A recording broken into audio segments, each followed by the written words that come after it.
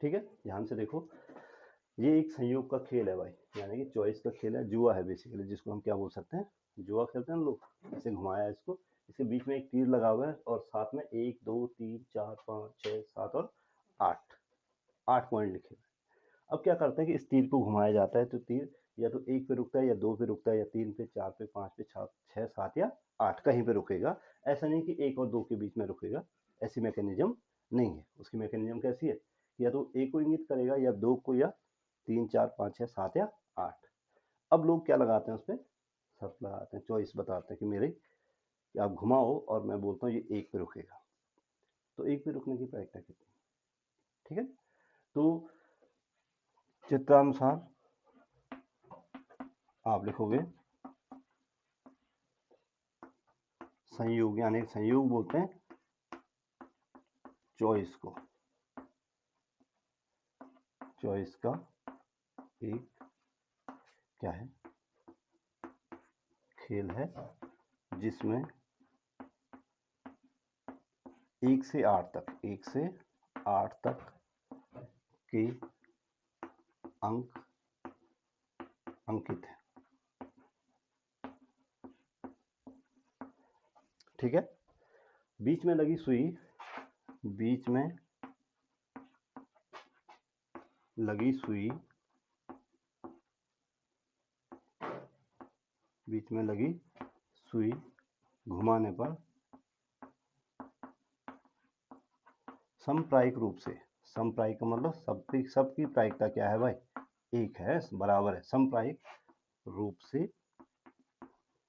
किसी अंक पर ठहरती है, किसी अंक पर ठहरती, समप्रायिक है, यानी 1 पे भी रुकने की उतने ही चांसेस हैं जितने 2 पे रुकने के, जितने 3 पे रुकने के, जितने 4 पे रुकने के, और ऐसे ही जितने 8 पे रुकने के चांसेस बराबर हैं सबके, ठीक है।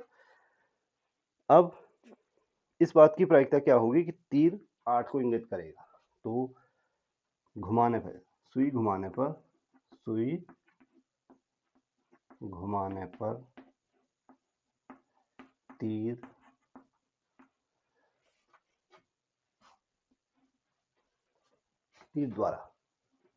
तीर द्वारा अब नंबर फर्स्ट है, किसको इंगित करेगा, 8 को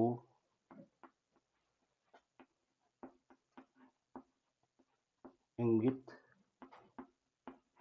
करने की प्रायिकता। अब आपको मैंने बताया हुआ है प्रायिकता बराबर क्या होता है, अनुकूल परिणामों की संख्या बटे कुल परिणामों की संख्या। एक बार मैं फिर से लिख दे रहा हूँ, वैसे लिखने की जरूरत नहीं है बार बार, अनुकूल परिणामों की, लेकिन क्वेश्चन में एक बार जरूर लिखना है भाई, ध्यान दे, ठीक है ना, बटे कुल परिणामों की संख्या, अनुकूल परिणामों की संख्या बटे कुल परिणामों की। तो P, इसको हम लिख सकते हैं P8, क्या लिख सकते हैं, 8 को इंगित करने के, तो 8 के कितने अनुकूल परिणाम है, कितने हैं, 1। 8 सिर्फ कितनी बार आया हुआ है, एक बार आया हुआ है ना, तो 1, और कुल परिणाम कितने हैं, 8। सुई घुमाई आपने, 1 पे भी रुक सकती थी, 2 पे भी, 3 पे भी, 4 पे भी, 5 पे भी, कहीं भी रुक सकते, ठीक है ना। तो कुल परिणाम तो कितने हैं, एक 8 परिणाम है कुल, और 8 पर रुकने के लिए सिर्फ अनुकूल परिणाम क्या है, 1। अगर ये बोला जाता है 7 पर रुकने की प्रायिकता, तो 1/8, 6 पे रुकने की प्रायिकता 1/8, 1 पर रुकने की प्रायिकता, यानी हर अंक पर रुकने की प्रायिकता समान है, 1/8 1/8 1/8, ठीक है। नंबर 2, नंबर सेकंड पार्ट है इसी का, सेकंड पार्ट क्या कह रहा है, विषम संख्या को इंगित करने की प्रायिकता, विषम संख्या को इंगित करने की प्रायिकता, इंगित करने की प्रायिकता। अब ध्यान से देखो, विषम संख्या को क्या लिख सकते हैं, ओड सम संख्या इवन और विषम संख्या ओड नंबर। आप यहाँ पे लिख सकते हो क्या, विषम संख्या, ठीक है ना। अब ध्यान से देखो, इसमें विषम संख्या कौन कौन सी है। एक विषम संख्या है, ये विषम संख्या है, ये विषम संख्या है, ये विषम संख्या। कुल कितनी विषम संख्या है, 4। तो 4/8 यानी कि 1/, हो गया। नंबर थर्ड है भाई, 2 से बड़ी संख्या इंगित करेगा। 2 से बड़ी संख्या